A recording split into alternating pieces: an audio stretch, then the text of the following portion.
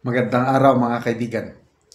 Bigyan natin ng opinion, reaction itong post ni Jaily Tindoy. Kilala ko ito, retired general ito sa AP. Sabi niya, the richest, kayamanan, wow. Isinare niya ang post ni Attorney Wilfredo Garrido. Title, Meet Congressman Edwin Garjola, who is richer than the Discayas. Dating kontraktor na naging kongresista, malayong mas mayaman daw itong si Congressman Garjola kaysa sa mag-asawang Diskaya. Okay. Sabi niya, you would think that the construction workers are fortunate to have a representative in Edwin Garjola, the first nominee of Construction Workers Solidarity. He is unbelievably wealthy, richer than Midas or the Discayas. Like the Discayas, he owns several construction companies, but he has been in business for a far longer time since the time of Gloria Arroyo.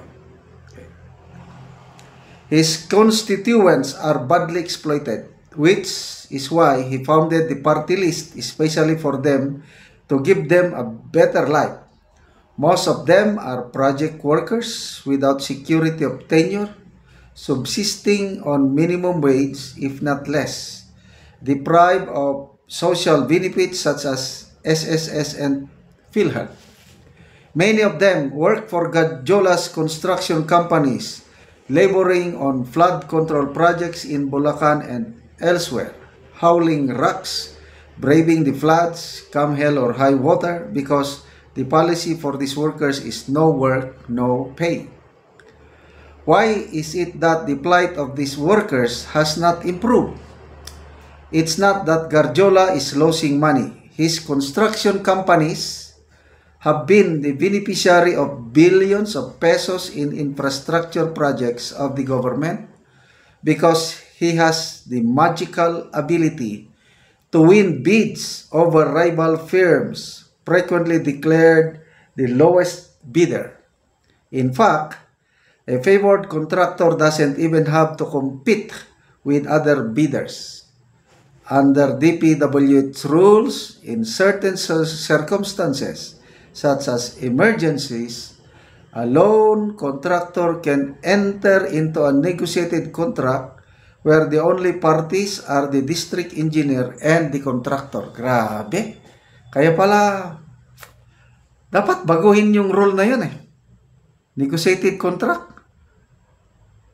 Magpapatuloy ang korupsyon sa DPWH hanggang nandyan yung rule.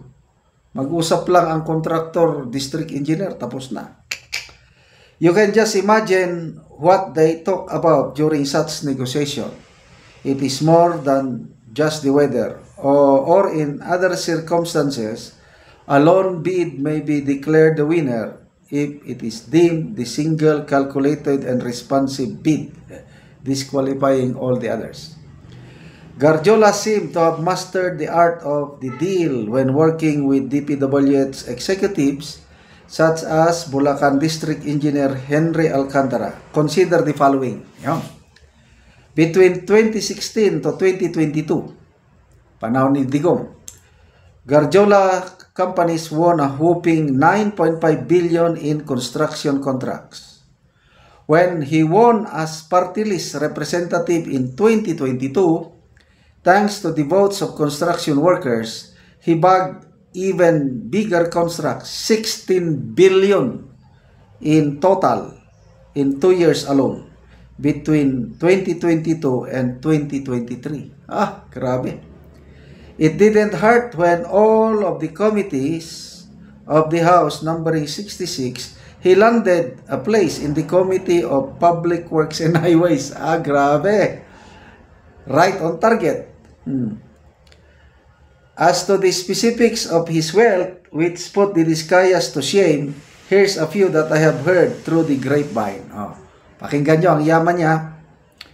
He owns 2 mansions in the municipality of Mataas, Nakahoy, Batangas, where his clan resides. Ayun, so 2 mansion na yan.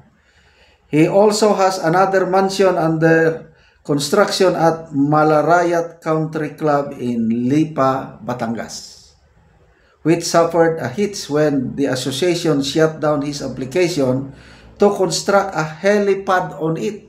The helicopter pala ito, which was against the deed of restriction. Unsurprisingly, he goes around in a helicopter, which is worth more than a Bentley or a Rolls Royce. So, yung mga diskaya, walang helicopter puros luxury car. Ito, may helicopter. Talagang mas mayaman nga.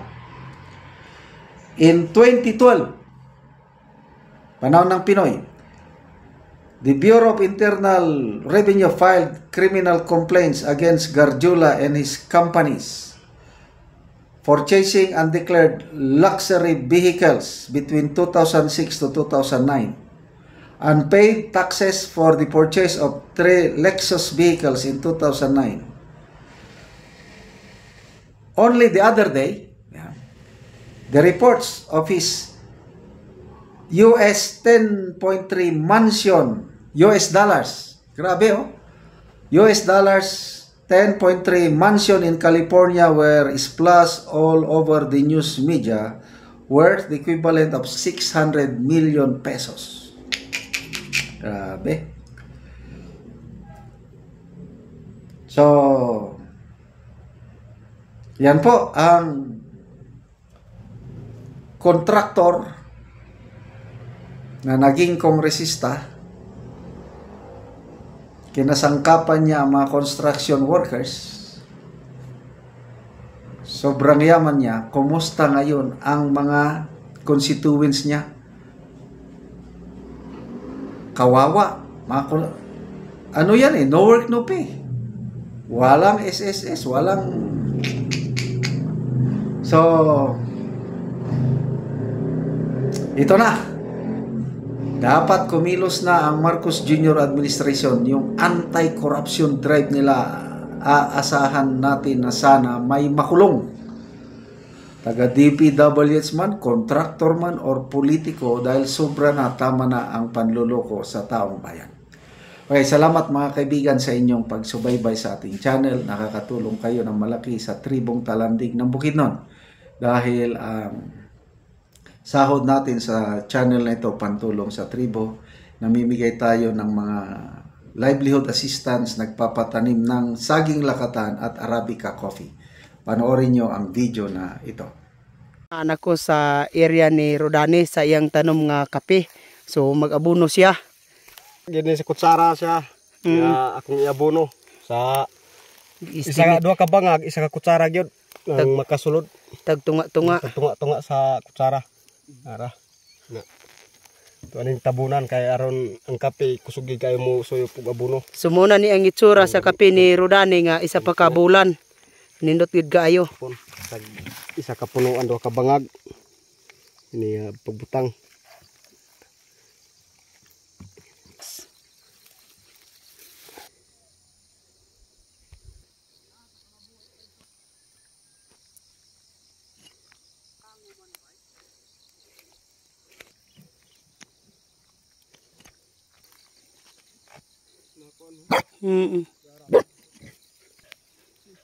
O karon human sa pag-abono ni Rodane, naga-spray na pod siya.